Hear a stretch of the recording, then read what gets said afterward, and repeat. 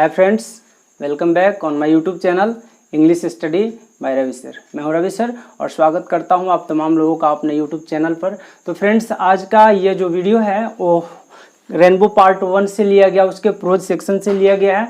और ये वीडियो जो इम्पोर्टेंट होने वाला है वो for ISC, IA and ICOM, यानी ये तीनों क्लास के फर्स्ट ईयर के स्टूडेंट्स के लिए ये वीडियो काफ़ी इंपॉर्टेंट होने वाला है। तो हम लोग आज के इस क्लास में लेसन 1 का स्टडी करेंगे, जो है एनिमल्स इन प्रिजन। इस लेसन का हिंदी टाइटल बनने वाला है कैद में जंतु। लेसन जवाहरलाल नेहरू के द्वारा लिखा गया है, जिनका जन्म 1889 ईस्वी में, जबकि इनकी मृत्यु 1964 ईस्वी में हुई थी। फिर अनुच्छेद 1 कहता क्या है, ठीक है। तो for 14.5 months I lived in my little cell or room in the Dehradun gaol. यहाँ पर पंडित जवाहरलाल नेहरू कहते हैं क्या कि 14.5 महीने के लिए, कितने महीने के लिए, तो 14.5 महीने के लिए I lived in my little cell, मैं कहाँ रहा, तो अपने छोटे से सेल में रहा, ठीक है। और कहाँ, तो इन देहरादून गोल, कहाँ, तो देहरादून के कारागार में। पंडित नेहरू बताते हैं जब वे कैद किए गए थे, कहाँ, देहरादून जेल में, कारागार में, तो उन्हें रहने के लिए बहुत छोटा सा सेल दिया गया था। 14.5 महीने तक वहां पर रहे थे। And I began to feel as I if I was almost part of it. कहते हैं पंडित नेहरू, और मैंने ये महसूस करना शुरू कर दिया था कि जैसे मानो कि मैं भी उस सेल का एक छोटा सा पार्ट हूँ, उस जेल का एक छोटा सा पार्ट हूँ, एक छोटा सा हिस्सा हूँ। आई वॉज फैमिलियर, मैं परिचित था, I was familiar with every bit of it, इसके प्रत्येक छोटी छोटी जगहों से, प्रत्येक छोटी छोटी चीज़ों से। कहते हैं पंडित नेहरू कि इतने दिनों में लगभग मैं उस जेल के और उस सेल के प्रत्येक छोटे छोटे हिस्सों से भी क्या परिचित हो गया था। I knew every mark and dent on the white washed walls and the uneven floor and the ceiling with its moth eaten rafters. कहते हैं क्या कि मैंने जाना, I knew every mark and dent, यानी प्रत्येक निशान को और प्रत्येक गड्ढों को, on the white washed wall, जो दीवार जो सफेद चूने से जिसकी पुताई की गई थी, उस दीवार के प्रत्येक निशान और प्रत्येक गड्ढों से पंडित नेहरू कहते हैं कि मैं पूरी तरह से क्या था, परिचित था। और इसमें क्या कहते हैं, एंड द अनइवन फ्लोर्स, और मतलब असमतल जो फ्लोर, जो फर्श था उससे, and the ceiling with its moth eaten rafters, और सीलिंग यानी कि जो है मकान का जो है, उस कमरे का जो है ऊपरी हिस्सा, जो सीलिंग, जिसके मॉथ इटर्न रैफ्टर्स, जो उसके जो बीम थे, जो कि दीमक जिसको खा गए थे, चट कर गए थे, उन सारे रैफ्टर्स को भी, यानी कि बीम को भी उन्होंने देखा था, समझा था और उससे क्या थे, परिचित थे। इन द लिटिल यार्ड आउटसाइड, यानी कि सेल के बाहर एक छोटा सा यार्ड था, यानी कि आंगन था। Outside, I greeted little tufts of grass and old bits of stones as old friends। मैंने क्या देखा कि घास के एक छोटी सी झुरमुट और उसके आसपास पड़े हुए ढेर सारे छोटे छोटे पत्थर के टुकड़े थे, और ऐसा लग रहा था कि मानो वे काफी पुराने परिचित मित्र थे। कौन कौन, तो वो ग्रास और वो स्टोन्स, यानी घास और पत्थर। I was not alone in my cell. कहते हैं पंडित नेहरू कि मैं उस सेल में, उस कारागार में अकेला नहीं था। For several colonies of wasps and hornets lived there, वहां पर क्या मेरे अतिरिक्त जो है बिढ़नी और हड्डे का जो है वो कई कॉलोनी थे, कई छत्ते थे वहां पर, यानी कि बिढ़नी और हड्डा ने भी अपना छत्ता वहां पे लगाया था। And many lizards found home behind the rafters, और ढेर सारे छिपकलियों ने अपना घर कहाँ, उस रैफ्टर के नीचे, यानी बीम के नीचे छिपकलियों ने भी अपना घर बनाया था। एमर्जिंग इन द इवनिंग्स, वह कब दिखाई देती थी छिपकलियां, तो शाम में, इवनिंग में। सर्च ऑफ प्रे, क्यों, तो आहार की खोज में, अपने भोजन की खोज में, अपने शिकार के खोज में।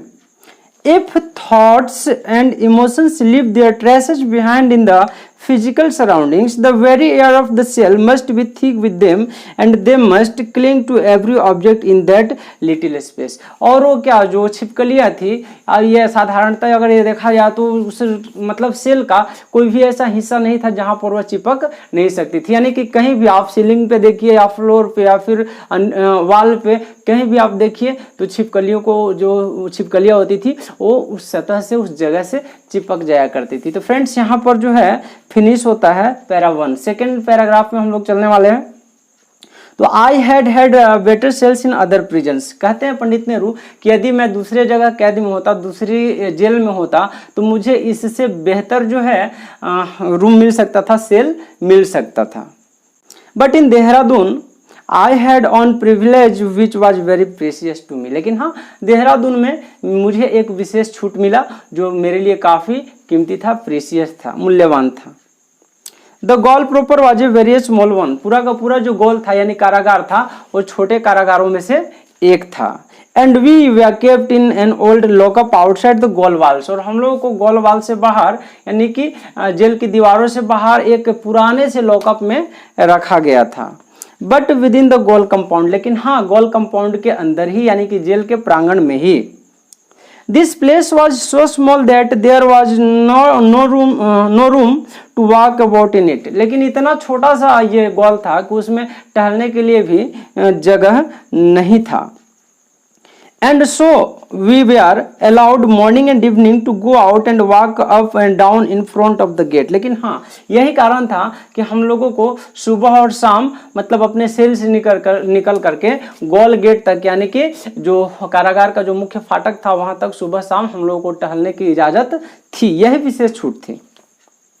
ए डिस्टेंस ऑफ अबाउट 100 यार्ड्स, लगभग 100 यार्ड की दूरी थी। We remained in the goal compound, but this coming outside the walls gave us a view of the mountains and the fields and the public road at some distance. लेकिन हाँ, जैसे हम लोग cell में रहते थे तो कुछ दिखता नहीं था बाहर की चीजें, लेकिन जैसे हम लोग सेल से बाहर निकल करके गोल गेट तक जाते थे यानी कि कारागार के फाटक, मुख्य फाटक तक जाते थे, तो वहां पर बाहर के कुछ नज़ारे दिखाई देते थे। जैसे कौन कौन सी चीजें दिखाई देती थी बाहर में, तो एक पब्लिक रोड यानी कि एक सड़क, और दूसरा जो है बाहर का जो फील्ड यानी कि मैदान, और माउंटेन, ये सारे व्यू हम लोगों को दिख जाते थे। This was not a special privilege for me. कहते हैं पंडित नेहरू यहाँ पे कि ये छूट केवल मेरे लिए नहीं था। यह सुबह शाम टहलने वाला जो विशेष छूट दिया गया था, यह छूट केवल मेरे लिए नहीं था। It was common for all the A and B class prisoners kept at Dehradun. ये सभी ए और बी श्रेणी के जितने भी कैदी देहरादून के कारागार में रखे गए थे, उन सबों के लिए एक विशेष छूट दिया गया था। Within the compound but outside the goal walls there was another small building called the European lockup।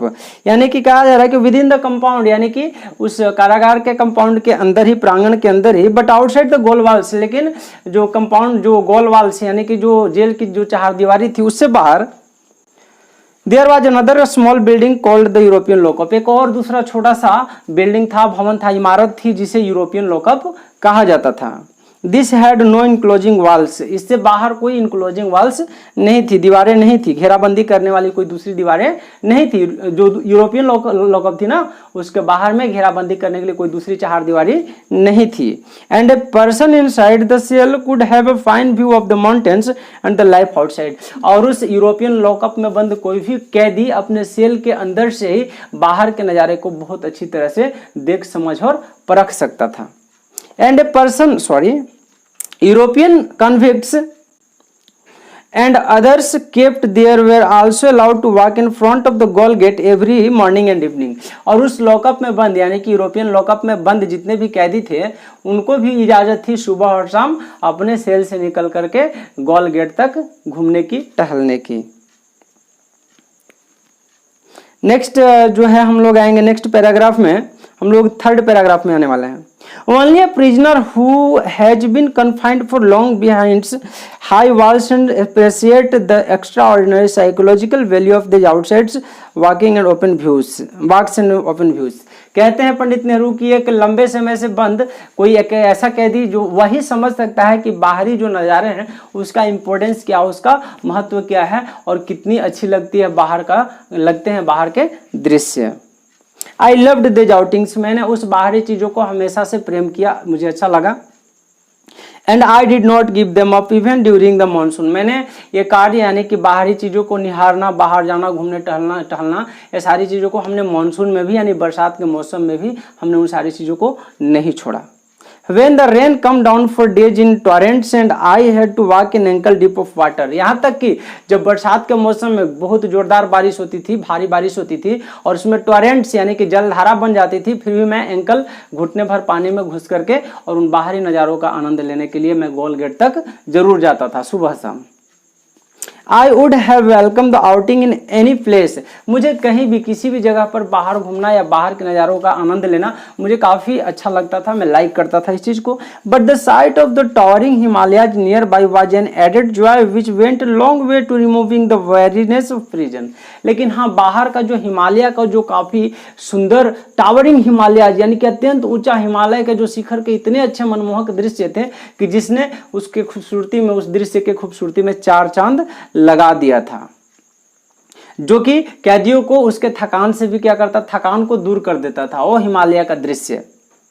It was my good fortune that during the long period when I had no interviews. ये मेरे लिए सौभाग्य की बात थी कि एक लंबे समय तक, एक लंबे अवधि तक मेरा कोई इंटरव्यू नहीं हुआ था, मेरा कोई साक्षात्कार नहीं हुआ था। And when for many months I was quite alone, जबकि मैं कई महीनों तक बिल्कुल अकेला था, क्वाइट अलोन था। I could gauge at this mountains that I loved. तो मैं हमेशा उन पर्वतों को निहारता रहता जिसे कि मैं काफी पसंद करता था। I could not see the mountains from my cell. मैं अपने सेल से, जहां पर मुझे रखा गया था बंद करके, मैं उस जगह से माउंटेन्स को नहीं देख सकता था। But my mind was full of them. लेकिन हाँ, मेरा मस्तिष्क हमेशा उनकी यादों में, उन माउंटेन्स की यादों में खोया रहता। And I was ever conscious of their nearness. और मैं हमेशा वो माउंटेन की नियरनेस यानी कि उस पर्वत की निकटता को मैं हमेशा दिल से महसूस करता। And a secret intimacy seemed to grow between us. और ऐसा लगा कि मानो एक रहस्यमयी सी जो लगाव है, जो सम्मोहन है, जो प्रेम है, वो हमारे बीच पनपने लगी। किनके बीच? तो मेरे और माउंटेन के बीच, मेरे और उस पर्वत के बीच।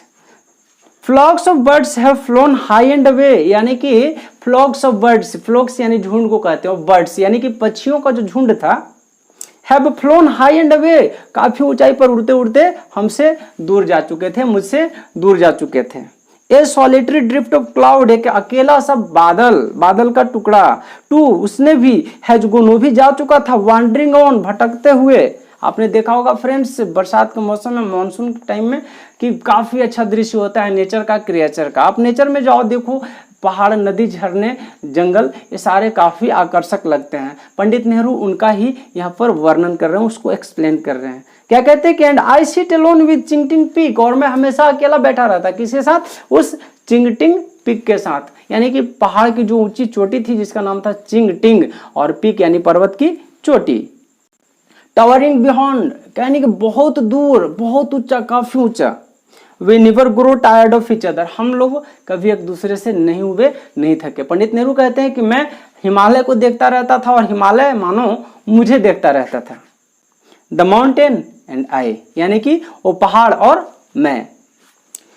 फ्रेंड्स, हम लोग पैरा 4 में आने वाले हैं। पैरा 4 देखते हैं क्या कहता है। काफी इंटरेस्टिंग ऐसे इन्होंने लिखा है पंडित जवाहरलाल नेहरू ने। आप वो वीडियो पर अंत तक बने रहें, देखेंगे। पैरा 4 में आएंगे अब। आई am afraid I can't say with the poet Laityaipo that I never grew weary। मैं ये कहता हूँ कि मैं काफी आई एम अफ्रेड, मैं भयभीत हूँ।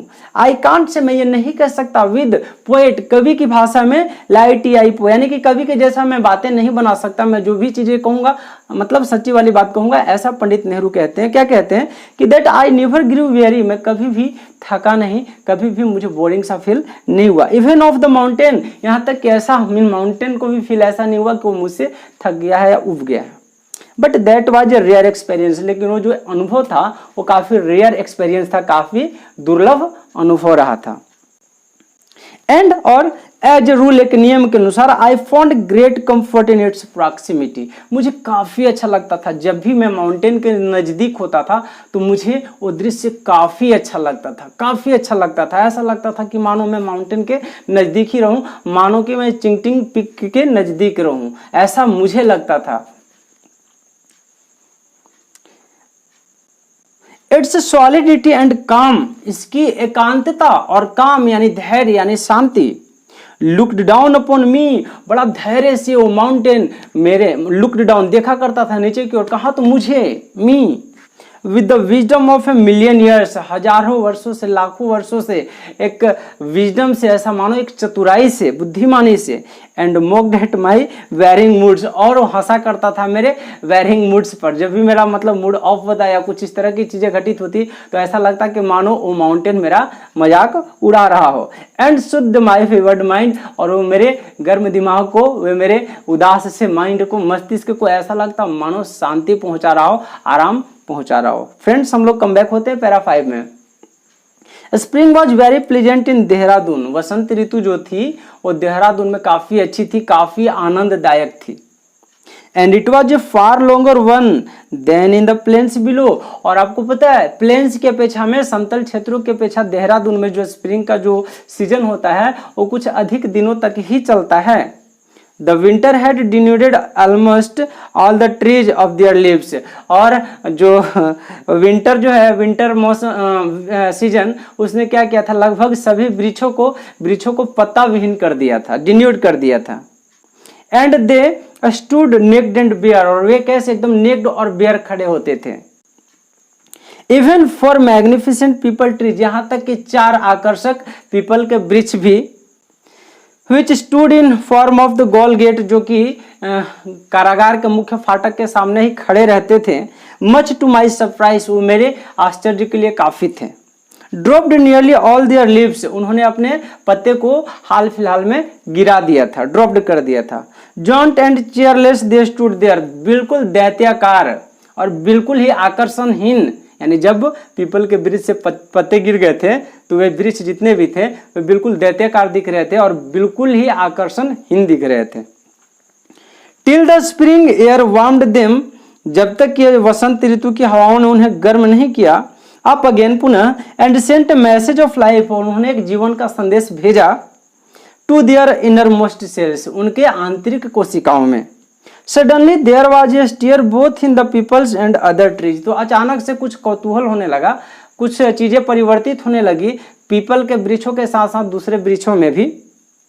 And an air of mystery surrounded them as of secret operations going on behind the scenes, और ऐसा लगा कि कुछ ऐसे ऑपरेशंस, कुछ ऐसे सीन्स के बदलाव हुए, मतलब सीन्स इस तरह से बदल रहे थे मानो कोई ना कोई करिश्मा या जादू हो रहा हो। And I would be startled to find little bits of green peeping out all over them, और मैं काफी आश्चर्यचकित होता, मैं देखता कि उनमें से मतलब अलग अलग, मतलब लाल लाल रंग के, हरे हरे रंग के छोटे छोटे बर्ड्स निकल रहे थे वृक्षों से, वृक्ष की टहनियों से, शाखाओं से। It was a gay and cheering sight, काफी उत्साहित करने वाला ये दृश्य था, ये जो साइट था। And then और तब very rapidly the leaves would come out in their millions and glisten in the sunlight and play about in breeze, और बहुत जल्द ही लाखों की संख्या में, लाखों लाख की संख्या में ऐसे छोटे छोटे बर्ड्स निकल आए जो कि सूरज के रोशनी में चमकते थे और हवा के साथ अटखेलिया करते थे, हवा में क्या झूमते रहते थे।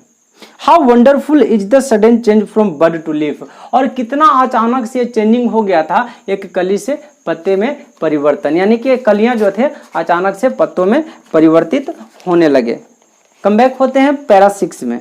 I had never noticed before that fresh mango leaves are reddish brown, मैंने इससे पहले कभी नोटिस नहीं किया था, ध्यान नहीं दिया था कि जो नई नई जो आम की जो पत्तियां होती है वो रंग में रेडिश ब्राउन होती है, लाल और भूरे रंग की होती है, रसट कलर्ड, बिल्कुल चॉकलेट के रंग का।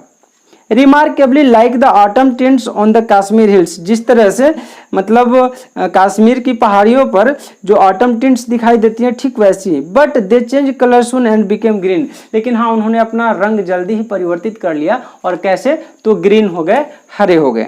Para 7, the monsoon rains were always welcome, यानी कि मानसून का जो, यानी कि बरसात का जो है मौसम, हमेशा उसका स्वागत किया गया था।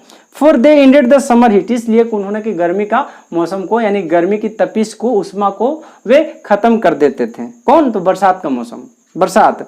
But one could have too much for a good thing and Dehradun is one of the favoured haunts of the rain god, लेकिन हाँ सबसे बड़ी बात यह है कि देहरादून ऐसे भी भगवान इंद्र के सबसे फेमस जगहों में से एक है, सबसे फेवरेट जगहों में से एक है, पसंदीदा जगहों में से एक। Within the first 5 or 6 weeks of the break of the monsoon, we could have about 50 or 60 inches of rain. यानी कि शुरू में जो 5 या 6 सप्ताह के बरसात में ही लगभग 50 से 60 इंच की बारिश हो जाती थी। 5 से 6 से 7 सप्ताह में, यानी कि कहा जा रहा है कि 5 से 6 सप्ताह में, यानी कि मतलब वो ये जो है वहाँ पर बरसात 50 से 60 इंच, लगभग 4 से 5 फीट की बरसात वहाँ पर हो जाती थी देहरादून में। And it was not pleasant to sit cooped up in a little narrow place trying to avoid the water dripping from the ceiling or rushing in from the windows। और ऐसे मौसम में, बरसात के मौसम में खास करके सिकुड़ करके वैसे जगह में बैठना काफ़ी दुखदाई होता है, कष्टकारी होता है, जहाँ पर सीलिंग से भी पानी टपक रहे हो या फिर खिड़कियों के माध्यम से या किसी तरह से पानी आपके ऊपर टपक रहे हो, वैसे जगह पे सिकुड़ करके बैठना काफ़ी बोरिंग टास्क हो सकता है, वर्क हो सकता है, जैसा कि पंडित नेहरू बताते हैं। ऑटम पैरा 8 में आएंगे। ऑटम अगेन वाज प्लेजेंट, फिर से ऑटम का जो मौसम आया ना काफी प्लेजेंट हुआ, काफी आनंददायक हुआ।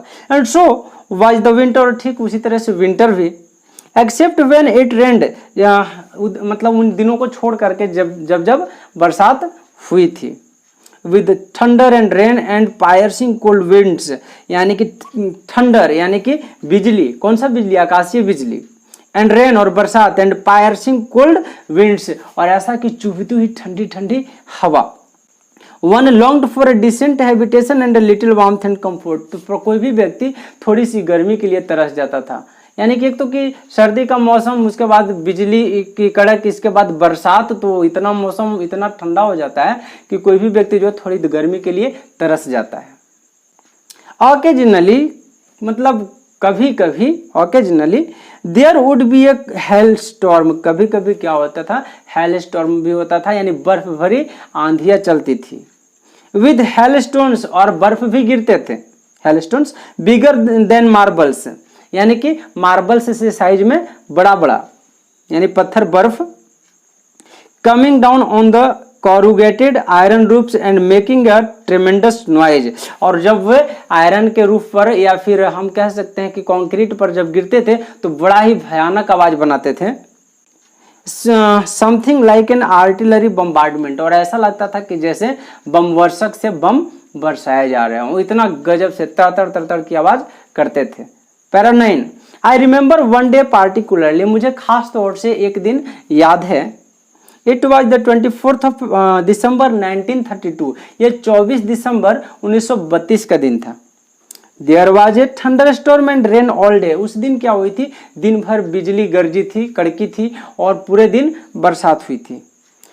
And it was bitterly cold, और बहुत अधिक उस दिन ठंड भी थी। ऑल टुगेदर, कुल मिला करके, it was one of the most miserable days, मेरे लिए सबसे कष्टदायी दिनों में से एक थे। कौन सा दिन, तो 24 दिसंबर 1932 का दिन। From the bodily point of view, यानी शारीरिक तापमान की दृष्टि से, शारीरिक दृष्टि से, that I have spent in gaol, जितने समय मैंने जेल में बिताए थे वो मेरे लिए 24 दिसंबर 1932 का दिन सबसे बुरा दिन, सबसे कष्टदायी दिन रहा था। इन द इवनिंग, शाम में, it cleared up suddenly and all my miseries departed when I saw all the neighboring mountains and hills covered with a thick mantle of snow। तो अगले दिन मेरा सारा जो माइजरी, सारा कष्ट जो है वो दूर हो गया जब मैंने सामने पहाड़ पर देखा कि वो बर्फ के मोटे चादर से क्या ढके हुए थे। द नेक्स्ट डे, अगले दिन, क्रिसमस डे, क्या था, कौन सा दिन था, तो क्रिसमस डे था, यानी कि बड़ा दिन था। वाज लवली एंड क्लियर, काफी प्यारा था और बहुत ही एकदम क्लियर था, यानी कि वो दिन एकदम साफ सुथरा था, यानी कि आकाश साफ था। And there was a beautiful view of snow covered mountains, और उस दिन बर्फ से ढके जितने भी जो पहाड़ जो था उसका दृश्य काफी आकर्षक लग रहा था। पैरा 10 में आएंगे। प्रिवेंटेड फ्रॉम इंडल्जिंग इन, यानी कि रोके गए, फ्रॉम इंडल्जिंग इन यानी भाग लेने से, इन नॉर्मल एक्टिविटीज यानी कि सामान्य गतिविधियों में। We became more observant of nature's ways, हमने क्या किया, हम लोग जैसे ही, देखिए एक्चुअली होता है क्या कि जिन कार्यों के लिए हमें मना किया जाता है, हमारा जो है माइंड उस कार्य को करने के लिए और ज़्यादा अधीर होता था, तो होता है, लेकिन वहाँ पर जेल में ढेर सारे ऐसे एक्टिविटीज है जिसके करने पर रोक होता है। तो कहते हैं पंडित नेहरू कि became more observant of nature's ways. तो जितना भी हमें नेचर को निहारने से रोका जाता था, हम लोग और ज़्यादा उसके ऑब्जर्वेंट बने। We watched also the various animals and insects that came our way. हमने उन सारे कीड़े मकोड़ों को भी देखा, वेरियस इंसेक्ट्स को भी देखा जो हमारे रास्ते में, हमारे वेज में है। As I grew more observant I noticed all manner of insects living in my cell और in the little yard outside. हमने सारे उन कीड़े मकोड़े, छोटे छोटे फितंगियों का भी हमने ऑब्जर्वेशन किया जो हमारे सेल में, हमारे सेल के बाहर पाए जाते थे। I realise that while I complained of loneliness, मैंने महसूस किया कि जब शुरू में मैंने लोनलीनेस का यानी कि अकेलेपन का कंप्लेन किया, दैट यार्ड, वो जो यार्ड था, वो जो आंगन था, with seemed empty and deserted, जो कि काफ़ी जो पहले खाली और वीराना सा दिखता था, वाज टीमिंग विद लाइफ, वो तो जीवन से जगमगा रहा था। ऑल देज क्रीपिंग और क्राउलिंग, सभी रेंगने वाले, क्राउलिंग करने वाले यानी कि और फ्लाइंग इंसेक्ट्स, मतलब रेंगने वाले, कूदने वाले या फिर उड़ने वाले जो जितने भी इंसेक्ट्स थे, कीड़े मकोड़े थे, insects lived their life without interfering with me in any way. वे सारे के सारे अपना जीवन बिता रहे थे उन सेल्स में, उन सेल्स के बाहर, बिना मेरे साथ इंटरफेयर किए हुए। And I saw no reason why I should interfere with them, और मुझे भी कोई कारण नहीं दिखा कि मैं इनके साथ इंटरफेयर क्यों करूं। But there was continuous war between me and bed bugs, लेकिन हाँ एक बात है, मेरे और खटमल के बीच हमेशा लगातार कंटिन्यूअस वार चलते रहता था, लड़ाई होते रहता था। किससे किसके बीच? तो पंडित नेहरू और खटमल के बीच।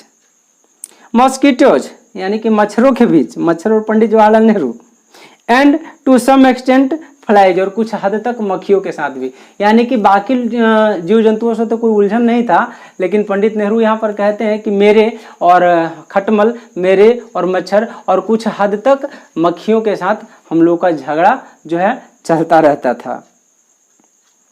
Warps and hornets I tolerated, यानी कि हड्डी और बिड़नियों को तो हमने टॉलरेट किया, ठीक है, हड्डी और बिड़नियों को हमने क्या किया? टॉलरेट किया, सहा, बर्दाश्त किया। And there were hundreds of them in my cell, और उनमें से सैकड़ों की संख्या में मेरे सेल में भी थे हड्डी और बिड़नी, wasps and hornets. There had been a little tiff between us when inadvertently I think a wasp had stunk me, लेकिन हाँ एक बार एक हड्डा ने मुझे डंक मार दिया था, उस समय थोड़ी सी जो है जो नोक झोंक हुई थी मेरे और वास्प के बीच। In my anger, I tried to exterminate the lot, but they put up a brave fight in defense of their temporary home. तो हमने क्या किया, मुझे लगा कि चलो इनका कॉलोनी फिनिश कर देते, इनका घर ही उजाड़ देते, इनका खोता उजाड़ देते, लेकिन जब जैसे मैं उस प्रयास में आगे बढ़ा तो उन्होंने पूरी ताकत के साथ हम पर हमला बोल दिया, और जिसके बाद बट दे पुट, हाँ ये तो हो गया, which probably contained their eggs, शायद उन मतलब कॉलोनीज में, यानी कि जो बिड़नियाँ थी, हड्डे थे, उनके जो छत्ते थे उनमें शायद उनके अंडे रहे होंगे। And I desisted and decided to leave them in peace if they did not interfere with me any more, तो मैंने डिसाइड किया कि चलो ठीक है, एक बार छोड़ देते हैं, अगर अगले बार से ये लोग इंटरफेयर मेरे साथ न करें। तो पंडित नेहरू ने यह डिसाइड किया कि ठीक है, इस बार छोड़ते हैं, अगर अगले बार कोई इंटरफेयर करते हैं तो अगले बार किसी भी कीमत पर इनका जो है खोता हम उजाड़ ही देंगे, इनका छत्ता हटा ही देंगे यहाँ से। For over year after that I lived in the cell, और उसके बाद एक साल तक, जब तक मैं उस सेल में रहा, सराउंडेड बाई देज वाप्स एंड हॉर्नेट्स, में उन हड्डे और बिड़नियों से घिरा रहा। एंड दे नेवर अटैक्ड मी, लेकिन हाँ उन्होंने मेरे ऊपर कभी अटैक उसके बाद नहीं किया। And we respected each other, और हमने एक दूसरे को सम्मान दिया, हमने सम्मान दिया वास्प एंड हॉर्नेट को, उन्होंने मुझे सम्मान दिया, यानी कि उसके बाद कभी भी उनको डंक नहीं लगा। पैरा 11 में आएंगे, bats I did not like but I had to endure them, bats चमगादड़, जिसे कि मैं कभी पसंद ही मैंने नहीं किया, लेकिन हाँ मुझे उनका भी सामना करना पड़ता था। They flew soundlessly in the evening dusk, वे शाम के धुंधलके में साउंडलेस यानी कि ध्वनिहीन और नज़दीकी से गुजर जाते थे, उड़ा करते थे। And one could just see them against the darkening sky, और कोई भी धुंधलके आकाश में उन बैट्स को, चमगादड़ों को देख सकता था। एवरीथिंग्स, बड़ा ही डरावने चीज, I had horror of them, मुझे उनमें बड़ा हॉरर, बड़ा भय दिखता था, किनमें? तो बैट्स में, चमगादड़ों में। दे seemed to pass within an inch of one's face, वे किसी के चेहरे के 1 इंच की दूरी से, मात्र 1 इंच की दूरी से के नजदीक से, मतलब 1 इंच के दूरी से, डिस्टेंस से निकल जाते थे। And I was always afraid that they might hit me, और मैं हमेशा डरा रहता था कि काश ये मुझे हिट ना कर दें, मुझे नुकसान या चोट ना पहुंचा दें। Higher up in the air passed the big bats the flying foxes, और काफ़ी ऊंचाई पर आकाश में बड़े बड़े बैट्स, बड़े बड़े चमगादड़ उड़ा करते थे, ऐसा मानो कि फ्लाइंग फॉक्स हो, उड़ती हुई लोमड़ियाँ हों। पैरा 12 में I used to watch the ants and the white ants and other insects by the hour, मैं क्या करता, छोटी चींटियों को और खास करके सफ़ेद चींटियों को घंटों तक देखा करता। And the lizards, as they crept about in the evenings and stalked their prey and chased each other, और उन छिपकलियों को जो शाम के समय में अपने आहार की खोज में निकला करती थी, वे और एक दूसरे को चेज किया करती थी, कभी अपने शिकार को चेज करती थी तो कभी एक छिपकली दूसरे छिपकली को चेज करती थी, पीछा करती थी, और दृश्य काफ़ी मनमोहक हुआ करता था। Waging there tales in a most comic fashion, अपने पूंछ को हिलाते हुए काफ़ी हास्यास्पद फैशन में। ऑर्डिनरली, साधारणतः, देववाइड वाप्स, उन्होंने हड्डों को खाने से, यानी कि हड्डों को अपना शिकार बनाने से क्या किया, परहेज किया। But twice I saw them stalk them with enormous care and seized them from the front, लेकिन मैंने 2 बार ऐसा देखा कि जो छिपकलियां थी, हड्डे को शिकार के रूप में उन्होंने क्या किया, हड्डे को सामने से, फ्रंट से पकड़ करके उन्होंने अपना वो शिकार बना लिया, हड्डे को। I do not know if this evidence of the sting was internal और एक्सीडेंटल, मुझे पता नहीं कि डंक मारने की वजह से या कोई दूसरा रीजन होगा। पैरा 13 में आएंगे। देन देयर वेर स्क्वायरल्स, तो हमने देखा वहां पर स्क्वायरल्स भी थी, गिलहरियां भी थी। Crowd of them if trees were about, उनकी भीड़, जितने अधिक ट्रीज थे उससे अधिक गिलहरियां थी। They would become very venturesome and come right near us, वे काफी साहसी दिखती थी और हमारे नजदीक आ जाया करती थी। इन लखनऊ गोल, यानी कि लखनऊ के जेल में, I used to sit reading almost without moving for considerable periods, मैं लखनऊ के जेल में जब रहा था तो वहाँ कई घंटों तक मैं बिना हिले डुले डायरेक्टली पढ़ाई की मुद्रा में रहता था, मैं पढ़ते रहता था कुछ न कुछ। And a squirrel would climb up my leg and sit on my knee and have a look around, तो एक गिलहरी आती है और मेरे पैरों के माध्यम से, पैरों से होकर के चढ़ते हुए घुटने पर बैठ जाती है और वहाँ से चारों ओर अपना नज़र दौड़ाती। And then it would look into my eyes and realize that I was not a tree or whatever it had taken for me for, और जब उसे ये पूरी तरह से, जब वो गिलहरी आश्वस्त हो जाता कि मैं पेड़ नहीं हूँ, यानी कि जो समझ करके पेड़ या जो कुछ भी समझ करके वो मुझ पर आया था, और वो पूरी तरह से जब आश्वस्त हो जाता, निश्चिंत हो जाता कि मैं पेड़ नहीं हूँ, तो फिर क्या होता, fear would disable it for a moment, तो कुछ समय के लिए, कुछ क्षण के लिए वो क्या, भय से वह डर जाता, मतलब काफ़ी भयाक्रांत हो जाता। And then it would scamper away, और बहुत तेजी के साथ दौड़ते हुए मुझसे दूर चला जाता। Little baby squirrels would sometimes fall down from the trees, कभी कभी छोटी गिलहरियां जो है, गिलहरी के छोटे छोटे बच्चे कभी कभी पेड़ से नीचे गिराते हैं। The mother would come after them, तो उसके पीछे पीछे उसकी माँ आती, यानी बड़ी गिलहरियां थी। Roll them up into a little ball and carry them off to safety, और उसे छोटे से गेंद में लपेट करके रखती और बहुत ही सावधानी से पकड़ करके उसे ले जाती, कहाँ, तो पुनः वापस पेड़ पे। ऑकेजनली, घटनाक्रमवश, कई बार, द बेबी गोट लॉस्ट, तो कभी कभी बेबी लॉस्ट भी हो जाता है, यानी कि गिलहरी का बच्चा खो भी जाता। One of my companion picked up 3 of these lost baby squirrels and looked after them, मेरे एक साथी ने उन खोए हुए बच्चों में से 3 बच्चों को पकड़ा और उनका अच्छी तरह से देखभाल किया। They were too teeny that it was a problem feeding them, गिलहरी के बच्चे इतने छोटे थे कि उनको भोजन कराना भी काफ़ी मुश्किल भरा कार्य रहा था। The problem was, however, solved rare indigenously. A fountain pen filler with a little cotton wool attached to it made an efficient feeding bottle. और क्या कि रिफिल, मतलब कहा जा सकता है कि फाउंटेन पेन फिलर, यानी कि फाउंटेन पेन का जो इंक भरने वाला जो चीज़ होता है, उसको उन्होंने मतलब गिलहरी को दूध पिलाने के लिए यूज किया, जो कि काफ़ी आसानी से उसे दूध पिलाया जा सकते थे गिलहरियों को। पैरा 14 में आएंगे। Pigeons around in all the gaols I went to except in the mountain prison of Almora, Almora के पर्वतीय क्षेत्र को छोड़ करके, पर्वतीय जेल को छोड़ करके मैं जहाँ भी गया तो कबूतर काफ़ी संख्या में थे। There were thousands of them, उनमें से हजारों।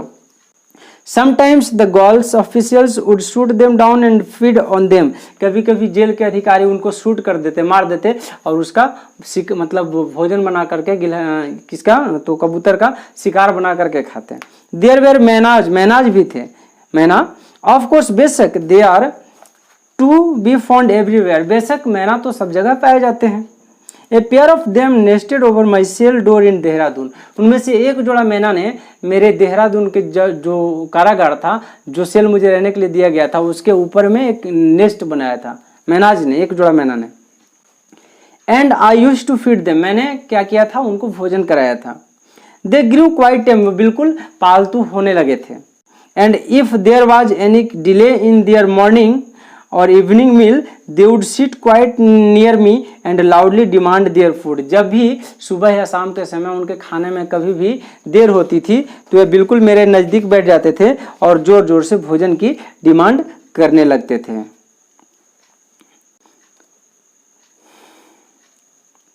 It was amusing to watch their signs and listen to their impatience cries, और बड़ा ही मनोहर दृश्य होता उनके भोजन मांगने का तरीका, और उनका जो ध्वनि होता, उनका जो गाना होता, उनका लगातार जो चीख होता है, काफ़ी अच्छा लगा। 15 क्या कहता है, इन नैनी यानी कि नैनी में there were thousands of parrots, वहाँ पर हजारों की संख्या में क्या थे, पैरोट्स थे यानी तोते थे। And large numbers of them lived in the crevices of my barracks wall, और क्या उनमें से बहुत सारे ऐसे तोते थे जो मेरे मतलब मैं जिस जेल में रहता था, उस जेल का जो बाहरी जो चार दीवारी थी उसके क्रेविक्सेस में, उनकी दरारों में रहते थे वे parrots.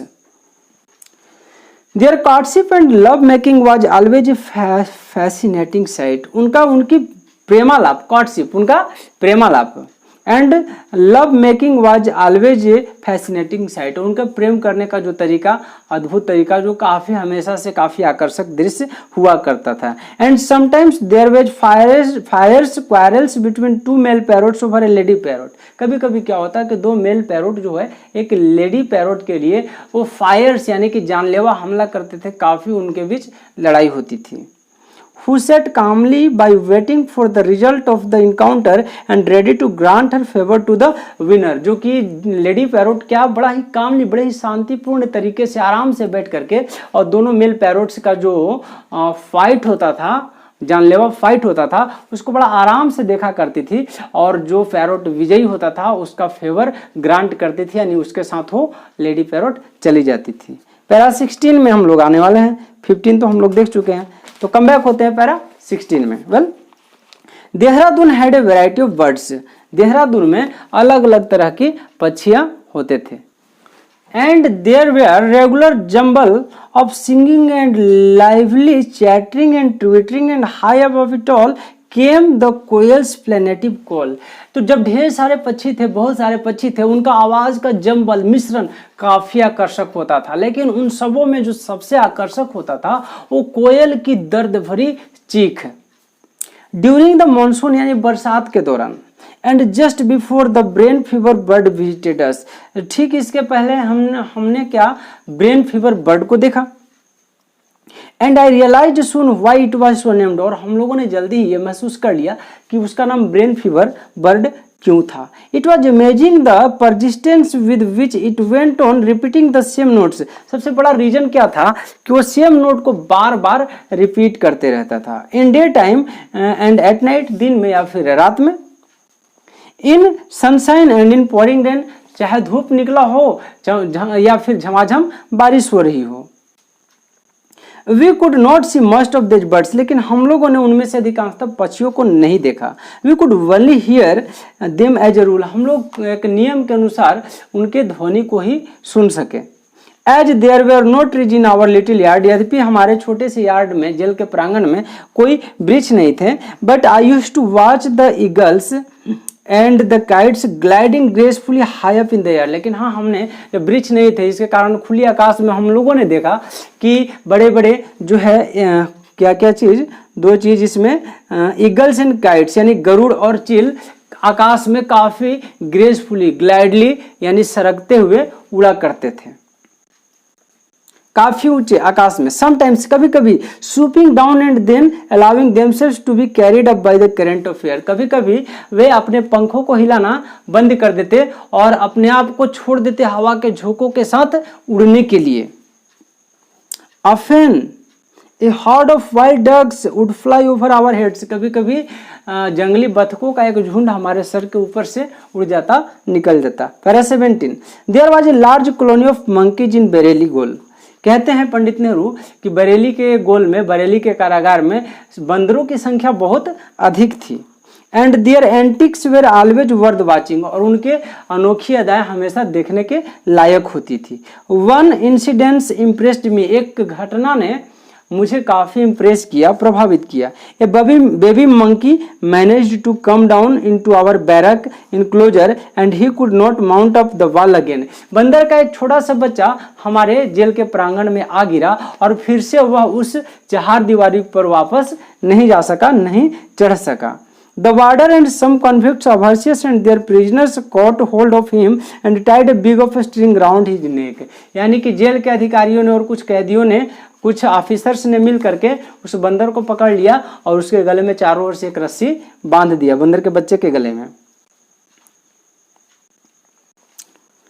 The parents presumably of the little one saw all this from the top of the high wall, शायद उस मंकी का जो पेरेंट जो थे उन्होंने उचित दीवार से सारी घटनाक्रम को उन्होंने देख लिया था। एंड देयर एंगर ग्रीव, और उनका गुस्सा बढ़ गया। अचानक से बंदर के जो पेरेंट्स थे, जो बेबी मंकी जो बंधा हुआ था नीचे, उसके जो पेरेंट्स थे उनका गुस्सा काफी हाई हो गया, एंग्री हो गया।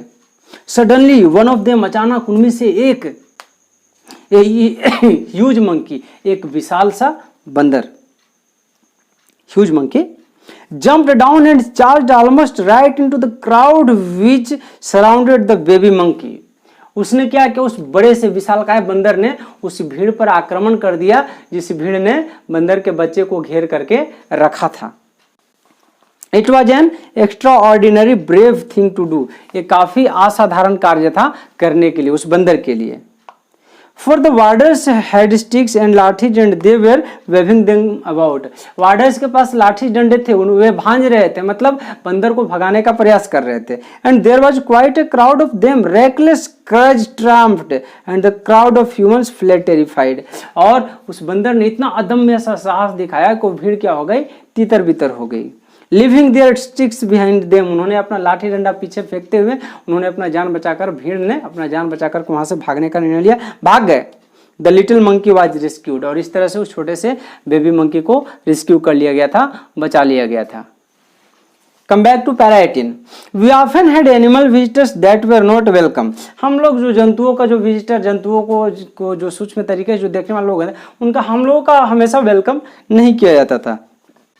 Scorpions were frequently found in our cells, बिच्छू, स्कॉर्पियंस यानी कि बिच्छू जो होते थे वो हमारे सेल्स में लगभग पाए ही जाते थे। Specially after a thunder storm, और तब विशेष तौर से जब तड़ित यानी कि बिजली कड़कती थी।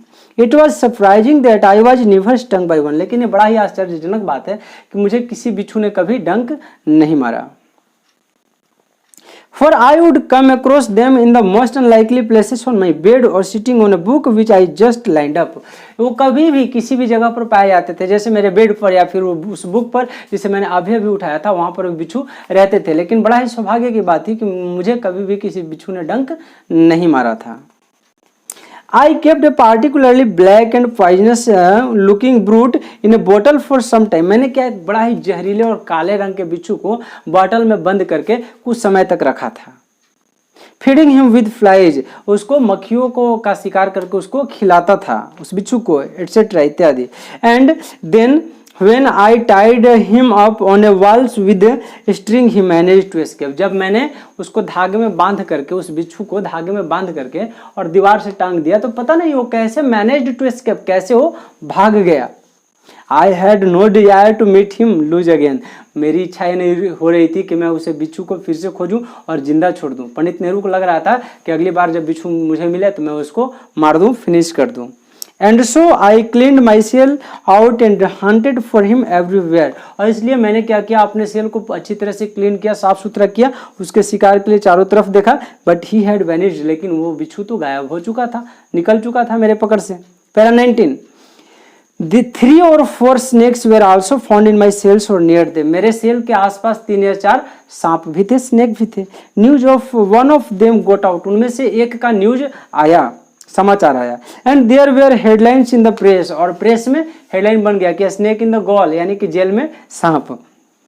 As a matter of fact, इन कारणों से आई वेलकम्ड द डाइवर्सन, मैंने उस बदलाव का हमेशा स्वागत किया। Prison life is dull enough, कैद का जीवन बड़ा डल होता है, बड़ा सुस्त, मंद भुंद, बोरिंग सा होता है। And everything that breaks through the monotony is appreciated, जिससे कि हमारा मन कुछ चीज़ों में लग जाए और हमारे लिए काफ़ी इंपॉर्टेंट हो जाता है। नॉट दैट आई अप्रिसिएट और वेलकम स्नेक्स, ऐसा नहीं था कि मैं सांपों का स्वागत करता हूँ या सांप मुझे अच्छे लगते हैं। But they do not fill me with terror as they do some people, लेकिन वे सांप मुझे भय से उतने भयाक्रांत नहीं करते जितने कि दूसरे लोगों को कर देते हैं। I am afraid of their bite, मैं उनके काटने से डरता हूँ। मैं सांप से नहीं डरता, बल्कि मैं सांपों के काटने से डरता हूँ। Of course and would protect my self if I सा ए स्नेक, मैं अपने आप को बचा लेता हूँ जब भी मैं किसी स्नेक को देखता हूँ। But there would be no feeling of repulsion और ओवरवेलमिंग फ्राइट, लेकिन ऐसा नहीं कि सांप को देखे और डर से थर थर कांपने लग गया, एकदम से बहुत ज़्यादा डर गया, ऐसा कुछ। मैं सांपों से नहीं डरता, बल्कि उनके काटने से डरता हूँ, ऐसा पंडित नेहरू कहते हैं। In Alipurgaol in Calcutta, I woke in the middle of the night and felt something crawling over my food. Calcutta में मैंने क्या किया, आधी रात में जग गया, जब मुझे ऐसा, कलकत्ता के जेल में मैं आधी रात को जगा जब मुझे ऐसा लगा कि मेरे पैर पर कुछ जो है वो चल रहा हो, रेंग रहा हो। I pressed a torch, तो मैंने क्या किया, मैंने टॉर्च जलाया। I had and I saw a centipede on the bed, तो मैंने देखा कि बेड पर क्या था, तो एक कन खजूर, एक कन गोजर था। Instinctively and with amazing rapidly I vaulted clear out of the bed, that bed and nearly hit the cell wall, मैं बहुत जल्दी तेजी से उछला और बेड से गिरने के बाद दीवार से जाकर टकरा गया। I realized fully then what Pavlov's reflexes were, तो मुझे तभी पता चला कि अचानक से होने वाली क्रियाएं, उत्तेजनाएं क्या होती हैं। पैरा 20, इन देहरादून आई सा ए न्यू एनिमल, देहरादून में मैंने एक बिल्कुल नया एनिमल, नया जंतु देखा। और rather an animal which was new to me, या आप कह सकते हैं कि एक वैसा एनिमल जो मेरे लिए न्यू था, मैंने उससे पहले उस एनिमल को कभी नहीं देखा था। I was standing at the gaol gate talking to the gaoler when we noticed the man outside carrying a strange animal, जब मैं जेल अधिकारी के पास खड़ा होकर के जेल के मुख्य फाटक के पास जब मैं उनसे बात कर रहा था, तभी मैंने देखा कि एक आदमी जो है एक विचित्र से जंतु को लेकर के जा रहा है। द गोलर सेंट फॉर हिम, तो जेल के अधिकारी ने उनको बुलाया, कारागार के अधिकारी ने उनको, काराधीक्षक ने उनको बुलवाया उस व्यक्ति को। एंड आई सा something between A lizard and A crocodile, तो मैंने देखा कि कुछ ऐसी चीज थी जो छिपकली से बड़ा और क्या कहते हैं, क्रोकोडाइल से कुछ छोटा, यानी कि छिपकली और क्रोकोडाइल के बीच का, लिजार्ड और क्रोकोडाइल के बीच का वो जंतु था। अबाउट 2 फीट लॉन्ग, लगभग 2 फीट लंबा। With clause and A scaly covering, उसके क्लाज भी थे, पंजे भी थे, और रुखरेदार उसके क्या थे, वो उसके स्किन्स थे, त्वचा। This animal which was very much alive, ये जंतु जो कि बिल्कुल ही जिंदा था। Had been twisted round in a most peculiar way forming an kind of knot, उसे इस तरह से, मतलब इतना बड़ा था तो उसको लपेट करके एक नोड सा, एक गांठ सा उस जंतु का बना दिया गया था, लगभग 2 फीट लंबा था। And its owner had passed the pole through this knot and was merrily carrying it in this fashion, और इसका मालिक जो था, यानी वो व्यक्ति जो इसको लेकर के जा रहा था, उस गांठ के बीच से एक डंडा पास कर दिया था और उसको लेकर के बड़ा ही फैशन में, कॉमिक स्टाइल में जा रहा था। ठीक है। He called it a bow, उसने उसे क्या बुलाया, उस जंतु को बो बुलाया, क्या कहा, बो। ठीक है। When asked by the gaoler, जब जेल के अधिकारी के द्वारा पूछा गया, What he proposed to do with it, कि तुम इसका क्या करोगे, जब पूछा गया जेल के अधिकारी ने यानी काराधीक्षक ने जब उस व्यक्ति से पूछा कि भाई इस बो का तुम क्या करने वाले हो, क्या करोगे, तो he replied with a broad smile that he would make bhuji a kind of curry out of it. तो बड़ा हंसते हुए बोलता है कि मैं इसे क्या करूँगा, सबसे पहले तो इसका भुजिया बनाऊंगा और भुजिया खाने के बाद जो बच जाएगा मैं उसका करी बनाऊंगा, करी लगाऊंगा। ठीक है। He was a forest dweller, वो एक जंगल का निवासी था। वो व्यक्ति जो था जंगल में रहने वाला व्यक्ति था। Subsequently, I discovered from reading F.W. Champion's book The Jungle in Sunlight and Shadow that this animal was the pangolin। जब मैंने एक बुक पढ़ा, F.W. Champions का बुक जब मैंने पढ़ा जिसका नाम था the jungle in sunlight and shadow, तो मैंने पाया उस जंतु का नाम, उस जानवर का नाम क्या था, पेंगोलिन था। क्या था, पेंगोलिन। पैरा 21 में आने वाले हैं। Prisoners specially long term convicts, कैदी खास करके वे कैदी जिन्हें काफ़ी लंबे समय से जेल के अंदर रखा गया हो, have to suffer most from emotional starvation. ये सब के सब मतलब मासूम से होते हैं और भावनाओं के भूखे होते हैं। Often they seek some emotional satisfaction by keeping animal pets. कभी कभी क्या करते हैं, वे पालतू जानवर रख करके अपना जो इमोशंस है उसे शेयर करते हैं। The ordinary prisoner cannot keep them, लेकिन हाँ साधारण कैदी उन जंतुओं को पाल पोस नहीं सकता है। But the convict overseers have a little more freedom and the gaol staff usually does not object. और जो कन्विक्ट ओवरसियर्स होते हैं उनको थोड़ी और अधिक आज़ादी होती है और जेल के अधिकारी भी उन्हें कुछ छूट देते हैं, उन्हें रोकते नहीं हैं। The commonest pets were squirrels and strangely mongoose. सबसे साधारण से जो पालतू जानवर होते थे, जंतु होते थे, वे क्या गिलहरी होते थे और रेयरली तो मंगूज यानी कि नेवले। Dogs are not allowed in gaols, जेलों में कुत्ते अलाउड नहीं होते हैं। But cats seem to be encouraged, लेकिन हाँ कभी कभी ऐसा देखा जाता है कि बिल्लियों को भी पाला जा सकता है। A little kitten made friends with me once, एक बिल्ली का एक छोटा सा बच्चा ने मुझसे दोस्ती किया, मुझे भी उससे लगाव हो गया, एक बार की बात है। It belong to a gaol officers, ये जेल के अधिकारी का था बिल्ली का बच्चा। And when he was transferred he took it away with him, जब उसका ट्रांसफर हुआ उस जेल अधिकारी का तो वो अपने साथ लेकर के उस बिल्ली के बच्चे को भी चला गया। आई मिस्ड इट, मैंने उसे बहुत ही मिस किया। आल्दो यद्यपि डॉग्स आर नॉट अलाउड, यद्यपि कुत्ते वहाँ पर जेल के अंदर अलाउड नहीं होते हैं। I got tied up with some dogs accidentally in Dehradun, लेकिन आज देहरादून में दुर्घटना क्रमवश अचानक से मैं कुछ कुत्तों के संपर्क में आया। A gaol official had brought a bitch and then he was transferred, एक जेल के एक अधिकारी ने अपने साथ एक बीच एक कुत्ती को लाया था और उसके बाद उनका ट्रांसफर हो गया था। एंड ही डिजर्टेड हर, और उन्होंने उस बीच को वहीं पर अकेला छोड़ दिया था। The poor thing become a homeless wanderer, वो गरीब सी बेचारी सी बीच जो है वो पुअर बिल्कुल होमलेस हो गई, घर विहीन हो गई। लिविंग अंडर कल्वर्ट्स, वो नाले के अंदर रहती थी बाहर में। Picking up scraps from the warders, और वार्डर्स जो जूठे भोजन वगैरह जो फेंका करते थे उसे अपना जीवन यापन कर रही थी। यूजुअली स्टार्विंग, लेकिन अक्सर वो भूखी ही रह जाती थी। As I was being kept in the lockup outside of the gaol proper, जो यद्यपि कि मुझे गोल के बाहर वाले मतलब गोल के सामने वाले फ्रंट वाले सेल में मुझे रखा जा रहा था। She use to come to me begging for food, तो मेरे पास आ जाती और भोजन का डिमांड करने लगती, बेग करने लगती, मांगने लगती। I began to feed her regularly, मैंने उसे नियमित तौर से भोजन कराना शुरू कर दिया था। And she gave birth to a litter of pups under a culvert, उसने क्या किया, उसी नाले के अंदर, उस गोल सा जो नाला था, पाइप था, उसके अंदर उसने ढेर सारे पप्स को यानी कि पिल्लों को जन्म दिया। मैनी ऑफ देज वर टेकन अवे, उनमें से कई को तो दूर ले जाया जा चुका है, मतलब जो भी है उसको कोई एक कोई दूर लेकर के चले गए। But 3 remain and I feed them, और 3 बच गए, फिर भी 3 पिल्ले वहाँ पर जो पप्स है वो बच गए। मैंने उनका अच्छा खासा देखभाल किया, उनको भोजन कराया। One of the puppies fell ill with a violent distemper, उनमें से एक पपी जो है बड़ा ही मतलब जोरों से बीमार पड़ गया। And gave me a great deal of trouble, उसने मुझे काफ़ी परेशानी में ला दिया। आई नर्स्ड हर विद केयर, मैंने उसका बहुत ही सावधानी से उसका ख्याल रखा, सेवा किया। And sometimes I would get up dozen times in the course of the night to look after her, मुझे कभी कभी रात में दर्जनों बार जग करके उसका देखभाल करना होता था। शी सर्वाइव्ड, वो बच गई। And I was happy that my nursing had pulled her round, और मैं इस बात से खुश था कि मेरे उपचार ने उसे फिर से जीवन प्रदान कर दिया है। पैरा 22 में आने वाले हैं। I came in contact with animals for more in prison that then I had done outside. मैं जितना जानवरों के संपर्क में जेल से बाहर था उससे कहीं अधिक जानवरों के जंतुओं के संपर्क में जेल के अंदर आया। I had always been fond of dogs, मैं हमेशा से कुत्तों का शौकीन रहा था, कुत्ते पालने का शौकीन रहा था। एंड हैड केप्ट सम, मैंने कुछ कुत्ते रखे भी थे। But I could never look after them properly as other matters claimed my attention, लेकिन मैं उन कुत्तों को प्रॉपरली ध्यान नहीं दे पाता था क्योंकि मुझे और कोई दूसरे वर्क हो जाया करते थे। In prison I was grateful for their company, जब मैं कैद में था तो उनके साथ के लिए मैं उनका हमेशा आभारी रहा।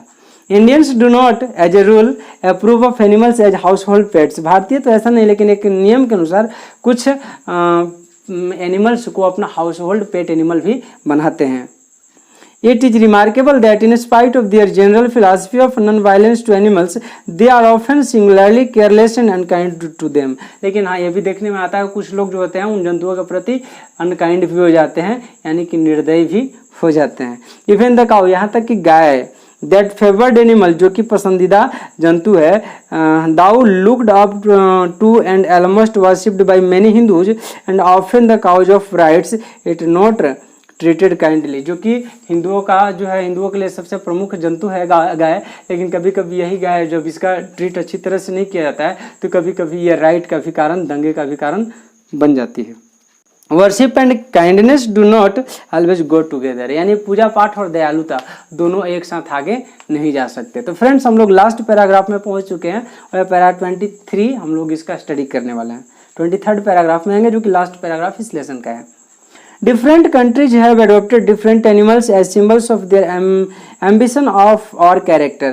अलग अलग देशों ने अलग अलग जंतुओं को अपने कैरेक्टर के अनुसार, अपने चरित्र के अनुसार अपना नेशनल सिंबल बनाया है। The eagle of the United states of America end of Germany, यानी कि अमेरिका और जर्मनी का जो है ईगल है, गरुड़ है, उनका सिंबल क्या है? तो ईगल है। कहाँ का? तो अमेरिका का और जर्मनी का। The lion and bulldog of England, England का लायन, शेर और बुलडॉग, ये दोनों वहाँ का क्या है? सिंबल है। The fighting cock of France, यानी फ्रांस का के लड़ते हुए मुर्गे वहाँ का सिंबल है।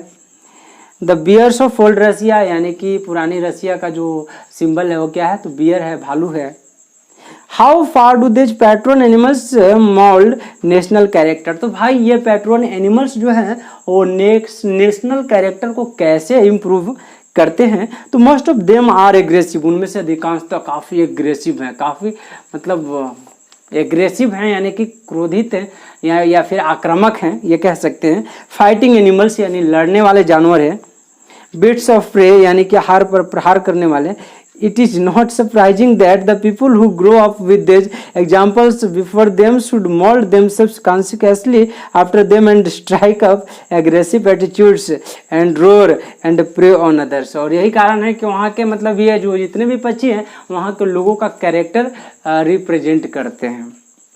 Nor is it surprising that the Hindu should be mild and non-violent for his patron animal is the cow. और ऐसा भी नहीं है कि जो हिंदू हैं, जो मतलब उनका पैट्रोन एनिमल काऊ है, काऊ को मानते हैं, तो उनको वो क्या होते हैं? नॉन वायलेंट होते हैं, यानी कि अहिंसक होते हैं या होने चाहिए, ऐसा नहीं है। यानी कि कहा भी जा सकता है कि ऐसा नहीं है कि जिस देश का जो उनका पैट्रोन एनिमल है उसके अनुसार वहाँ की जनता है, पब्लिक, वहाँ के लोग हैं, ये भी कहना सर्वथा सत्य या उचित नहीं हो सकता है। लोग अलग भी हो सकते हैं अपने पैट्रोन एनिमल के अपेक्षा।